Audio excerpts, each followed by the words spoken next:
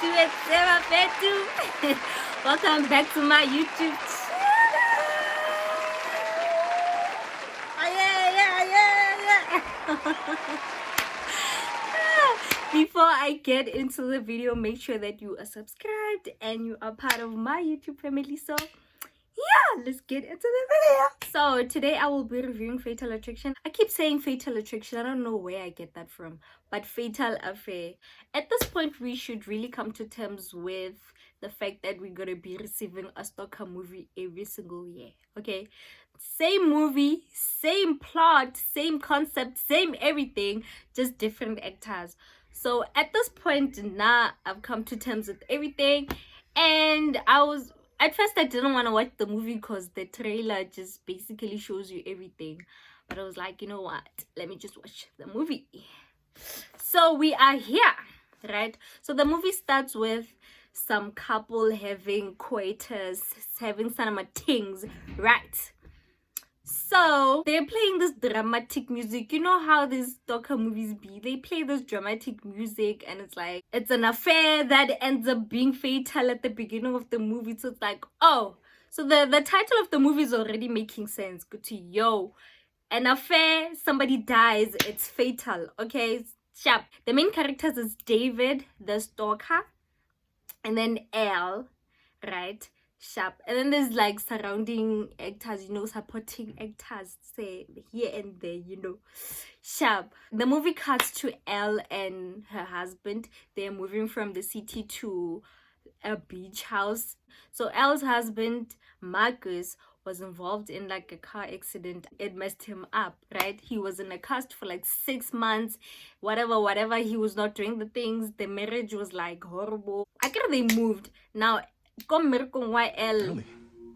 it happens where David is there. Like David is the new employee that they hired, and he's a hacker, whatnot. They know each other from high school. It's been 20 years since they've seen each other. That's fine. So Elle and her friend Courtney, they decide, go to yo, we're gonna have a girls' night. We're gonna go catch some drinks. They're going to some club. Courtney is on some, yo, Elle, I cannot make it, please, I'm sorry, I'm still caught up at work. And then David shows up. You know how it is. And then Elle and David end up having a one-on-one. Elle is over here complaining like, yo, it's been 20 years. It's like I'm living with a stranger. I don't know who I'm living with. David, yo, you shouldn't feel like that. If I was your man, I wouldn't make you feel like that. Hi. Yeah, brother, we move. They go to the dance floor. Same scene as in The Perfect Guy when they were dancing in the club, and it's like dim and red lights and blue lights coming and whatever soft music. Oh, while they're dancing to the music, it's fine. Then Ella's like, I cannot do this. She goes to the bathroom. David out of nowhere, boom, on some Massimo vibes. If you have seen 365, then you know what I'm talking about. David fucking bursts through the door on some Massimo vibes. He's like, he pushes Elle, and I'm like, I cannot do this. I need to go. Oh, no, it's fine. After that, Elle feels bad. Good to yo, I did the wrong things. I shouldn't have done that. If you are married, you're not allowed to. I mean, you can go out with people to catch up. But when you start talking about your husband, like, he's not satisfying me, he's not... No, you don't do that. Especially to someone that has been obsessed with you for the longest. He's going to try to swoop in on some, I can make you more happy. Whatever, sharp.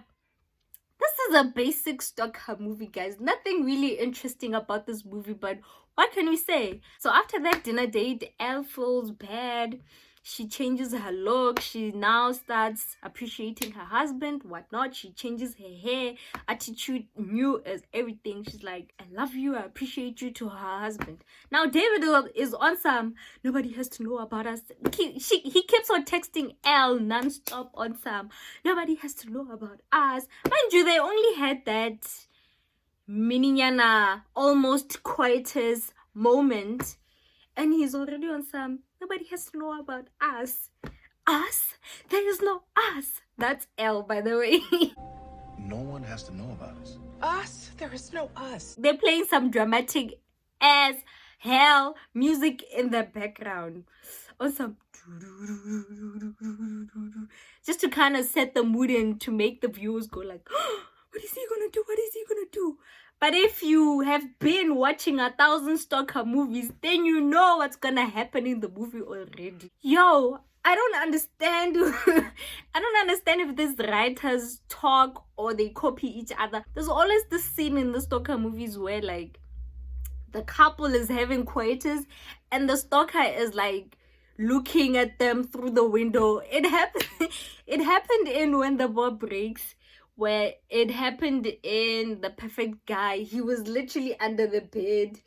It happened in the movie Obsession, The Roommate. Like, what is happening?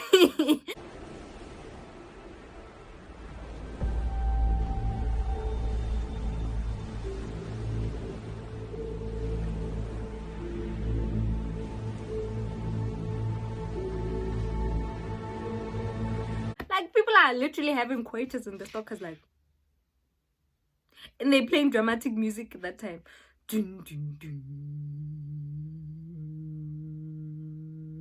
Anyway, anyway, what happened? Oh, and Elle's husband Marcus was also in a stalker movie called Till Death Do Us Apart. He was also like insane in that movie. Anyway, so David goes after Elle's friend Courtney, and then he flips the whole thing like, yo, your friend wants me. Your friend is stalking me. Your friend is doing this. Now, Akere Elle has been avoiding David all along. Now, she invites Courtney to lunch at her place. And then Courtney shows up on some, I have a +1. Boom, the +1 is David. David autopilot Courtney, but then, okay, that's fine. But Batapan is somewhere sharp. Courtney's like, I hope you don't mind, I'm with my man. And then Marcus asks David, what happened in your last marriage? David is on some, you know, when you've been sleeping with somebody, the next day you wake up, you don't know who you're sleeping next to. Hey man, he's using the same words Elle was using at the club. When Elle was being vulnerable to him, when Elle was... when Elle was being vulnerable to him at the club, he was just listening. He was listening to, yo, okay. He said everything that Elle said, but he made it his. Like, could somebody get more psycho? Anyway, in the stalker movies, you know, there's always some random therapy session that we don't know what is happening, but they play dramatic music to make it make sense, but it doesn't make sense. So, sharp. So the therapist is there on some, David, are you sure you are over Deborah? Why do you keep bringing her up? I'm over her. And then we move. I guess David has been stalking Elle. Now, Jalali Courtney. Now, Elle went to David's penthouse to try to see what the hell is happening. You know how it is. Always the stalky. Is it a word? I don't think it's a word. But the person that has been stalked always goes to the stalker's house to see what is happening. Sharp. So Elle went to David's house to see, yo, what is happening with this guy? Where is he from? The whereabouts of this guy, right? So when she gets there, she finds a laptop. The password was pretty easy to guess for someone who's a stalker. Like, you would think, or if someone is a stalker, their password is gonna be like 18,362,123. No, the password was fairly easy. Miguel, we like at the second try, and then she's in. Wabona or yo, they've been taking pictures of her, they've been following her the entire time. Now Elle becomes the stalker. Okay, guys, this movie is not confusing at all. If I'm confusing you, I don't know, I'm just all over the place. But this movie is not confusing at all. It's a basic stalker movie. Okay, so now Elle becomes the stalker. He stalks David everywhere. She finds out that David, we invited her husband to play golf, and it's like, why is David doing all of this? But he's trying to get to Elle. whatever. And then fast forward, David kills a homeless guy. Yo, I kid you not. When he pulled up to the homeless guy, I was like, he better not kill that man. He better not kill that poor guy. He did nothing to him. Well, he burned the poor guy and it made it seem like it was him. That's fine. They're cool for a minute. Oh, David is dead. Mara, he is not dead. You know how it is. Kitty die hard. These stalkers kitty die hard. You literally ran over the guy, he wakes up. You shoot him, he wakes up. You stab him, he wakes up. Kitty die hard. Now they think David is dead. Oh, and then Elle calls Courtney on some, yo, David, everything David has been doing, he was always trying to get to me. Now Courtney goes to David's phone and then Wabana goes to, yo, what the hell? Elle's pictures in here. What is he doing? He's stalking. Yo, he was on some, didn't they tell you to never go through somebody's phone? Whatever. And then Connie's like, he fucking hits her in the head. That's how it happens. The friend always gets killed. Okay, somebody that finds something gets killed. Whatever. Now, Elle goes to Courtney's house. And then, what happened? I'm fucking mixing up the shits because like there really is nothing happening in the movie, but I'm confusing it with the other movies and I just watched the movie like now, so I don't know what is confusing me. Anyway, okay, I'm mixing up the scenes, so this is good for people who haven't watched the movie yet because I'm mixing up the scenes. Anyway, so Elle runs to Courtney's house only to find Courtney on the floor. She ends up telling her husband everything. And then the husband is like, don't worry about it. I love you till death do us apart. Get it? His last stalker movie was till death do us apart. Not funny? Okay. Next. I'm getting corny these days. Anyway. Next, now, I don't know where Elle went. My bruh, I just saw this movie now, so I do not know how I forgot what happens in the movie. So Elle goes somewhere. David ends up in Elle's house, and then David texted Elle using Elle's assistant's phone on some, come get some files, and it's late. Mind you, it's late. So you would think, yo, no, this is kind of creepy. Hubby, come with me. But she's like, no. I get David. They're assuming that David is dead. So when she gets there, the office, listen, when she gets to the office, the lights are off. You would think, or the first thing that you do when you get into the office is to switch on the lights. Because obviously Linda is in the office.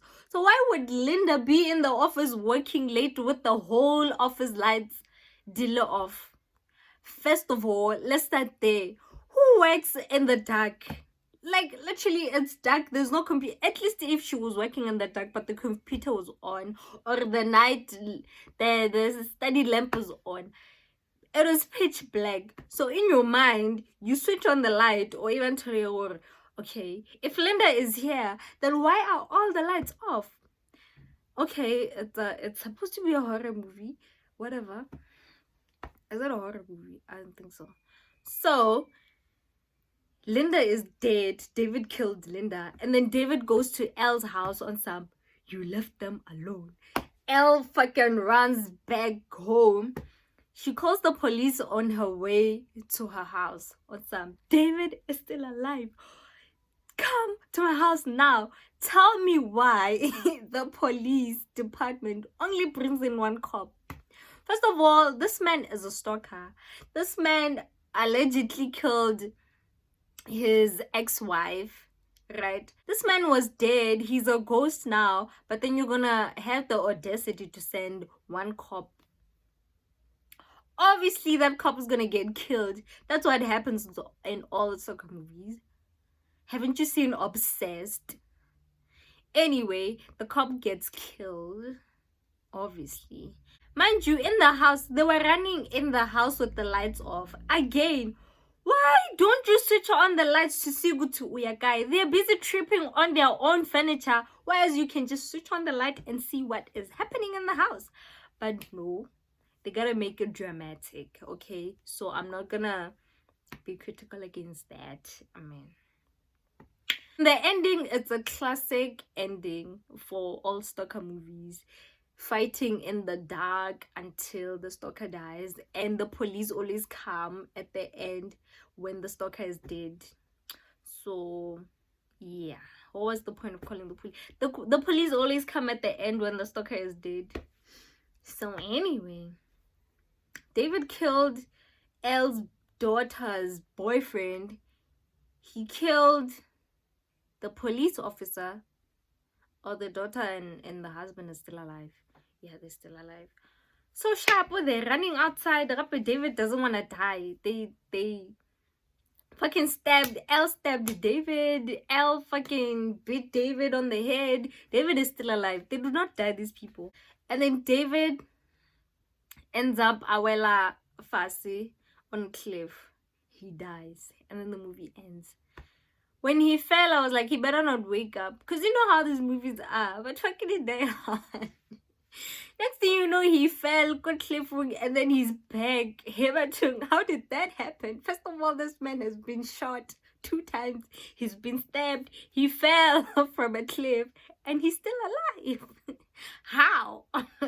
Sharp. Anyway, the movie ends there. And then present day, they're moving back to the city. Everything is all nice, and that's how the stalker movies end. I have nothing against this movie. What irritated me was Elle was busy the entire movie making calls and texting while her phone is upside down. It's like, okay, so what is happening? How is she making this text? She's busy texting like, David, you better not kill my family. Call 911 right now. Her phone is upside down. So what is happening? Anyway, that is the movie, guys. Nothing dramatic, nothing.